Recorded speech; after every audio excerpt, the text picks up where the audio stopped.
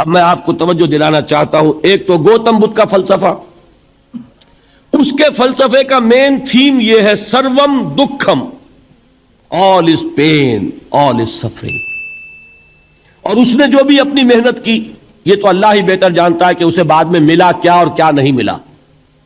ایک بات آپ سے عرض کر دوں، گوتم بدھ کے بارے میں ایک بہت جید عالم میرے نزدیک بر صغیر پاک و ہند کے علماء میں جو اس صدی کے علماء ہیں ان میں ان کا بہت اونچا مقام ہے، مولانا مناظر احسن گیلانی رحمت اللہ علیہ. گیلان قصبہ ہے ایک بہار کا، وہاں کے رہنے والے تھے. ان کی زندگی زیادہ گزری حیدرآباد دکن میں، عثمانیہ یونیورسٹی میں استاد رہے. انہوں نے گوتم بدھ کے بارے میں یہ لکھا ہے کہ میرا یہ گمان ہے کہ وہ بھی اللہ کے نبی تھے، اور اس کی دلیل دی ہے.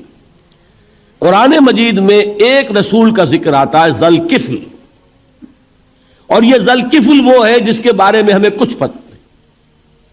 قرآن مجید میں بھی ایک جگہ ذکر آیا ہے.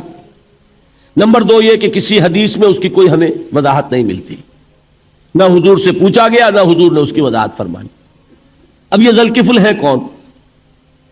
تورات میں جو نبیوں کے نام آتے ہیں ان میں سے کسی نبی کا نام ذوالکفل کے آس پاس نہیں بنتا کہ یہ سمجھا جائے کہ یہ اس نام کی بگڑی ہوئی یا بدلی ہوئی شکل بن گئی ہے. تو انہوں نے جو کہا ہے وہ بات وزنی معلوم ہوتی ہے اس اعتبار سے کہ کپل وستو، کپل پے جو ہے وہ عربی میں ہے نہیں، وہ فے بنتی ہے. تو ذوالکفل کے معنی کفل والا، اور یہ کفل جو ہے کپل، کپل والا، جس کو ہم کہتے ہیں کپل وستو کا شہزادہ.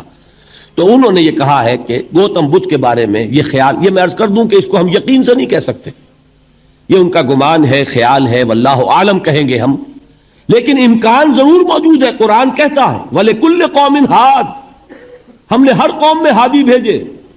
وَإِن مِّن قَرْيَةٍ إِلَّا خَلَا فِيهَا نَذِيرٌ، کوئی بستی ایسی نہیں دنیا میں جس میں کوئی نہ کوئی خبردار کرنے والا نہ آیا ہو. تو یہ ممکن نہیں ہے کہ وہاں نبی نہ آئے ہوں، لیکن ان کی تعلیمات اتنی بدل گئی ہیں کہ ہم ان کو پہچان نہیں سکتے.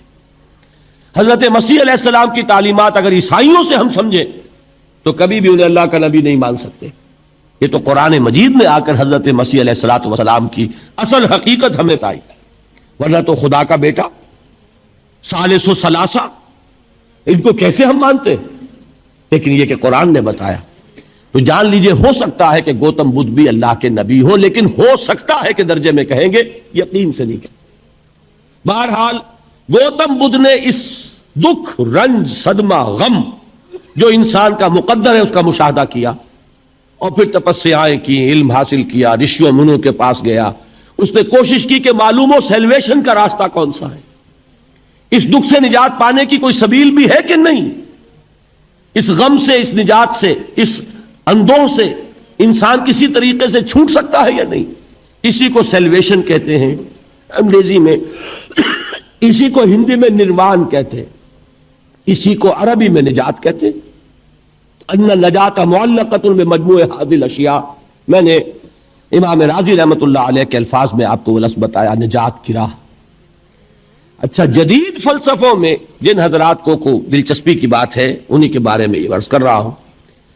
جدید فلسفوں میں بھی ایک فلسفہ ہے وجودیت، ایگزسٹانشلزم. آپ نے نام سنا ہوگا سارترے، یہ فرینچ فلسفر. اور اس وقت دنیا میں جو نوجوان نسل ہے وہ بہت زیادہ متاثر ہوئی ہے سارترے کے فلسفے سے. کرکیگارڈ پرانے دور میں اور سارترے اس دور میں، ان کے فلسفے کا نام ہے وجودیت، ایگزسٹانشلزم. اس کا مرکزی خیال بھی یہی ہے، انسان کے لیے دکھ ہی دکھ ہے، صدمہ ہی صدمہ ہے، رنج ہی رنج ہے. صرف یہ ہے کہ کچھ حساس لوگ ہوتے ہیں وہ صدمے کو زیادہ محسوس کرتے ہیں، کچھ ذرا ان کی حس جو ہے وہ کچھ ڈل ہو جاتی ہے، کند ہو جاتی ہے. وہ جو غالب کا شعر میں نے آپ کو سنایا کہ مشکلیں اتنی پڑی مجھ پر کہ آسان ہو گئی، ورنہ یہ ہے کہ انسان سوچے تو دکھ ہے. اب یہ دکھ جو ہے اس سے نجات کا کوئی راستہ بھی ہے کہ نہیں، یہ کوسچن مارک ہے، جس کا جواب ہے تیسری آیت میں الا الذین آمنوا وعملوا الصالحات وتواصوا بالحق وتواصوا بالصبر. جو ایک نا امیدی کی کیفیت طاری ہوتی ہے، والعصر ان الانسان لفی خسر، زمانے کی قسم ہے تمام انسان برباد ہونے والے ہیں، تباہی میں ہیں، گھاٹے میں ہیں، ٹوٹے میں ہیں. اس سے جو ایک مایوس کن صورتحال سامنے آتی ہے، اس مایوسی سے نجات دلانے والی آیت ہے تیسری آیت۔ ایک راستہ ہے، یہ امید کی کرن ہے، تباہی سے بچ سکتے ہو، ابدی بربادی وہ بربادی۔ یہاں تو یہ ہے کہ ہم نے مشقتیں اٹھا لیں، فاقے جھیل لیے، تکلیفیں برداشت کر لیں، صدمے برداشت کر لیے، لیکن موت آئی، اس کا خاتمہ ہو گیا۔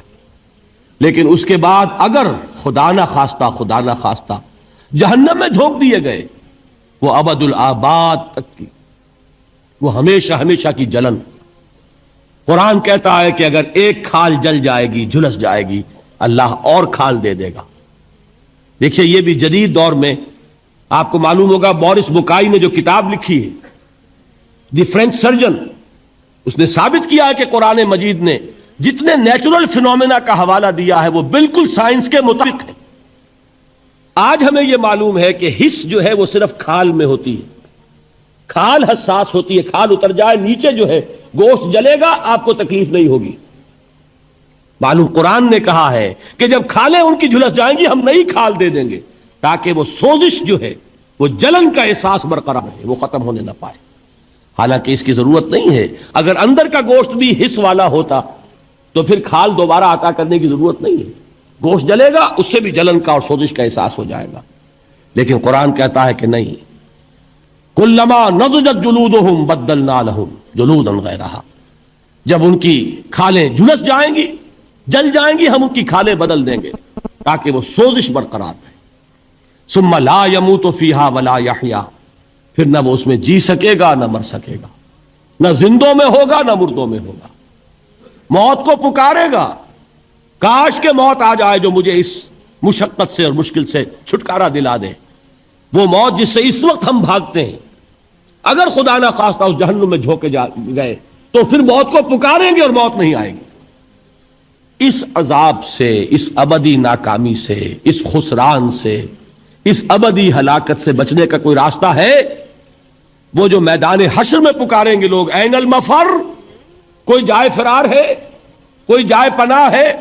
وہ جائے فرار، وہ جائے پناہ اس دنیا میں اللہ نے ہمیں عطا فرمائی، اسی کا نام صراط مستقیم ہے۔ الا الذین آمنوا وعملوا الصالحات وتواصوا بالحق وتواصوا بالصبر۔ ایک راستہ ہے، اس کے یہ چار نشان ہائے راہ ہے، سنگ ہائے میل ہے۔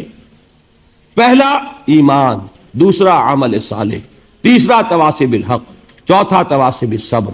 اس صراط مستقیم پر بچو گے، نروان حاصل ہو جائے گا، نجات حاصل ہو جائے گی، کامیابی سے ہمکنار ہو جاؤ گے، اس ابدی خسران سے نجات پا جاؤ گے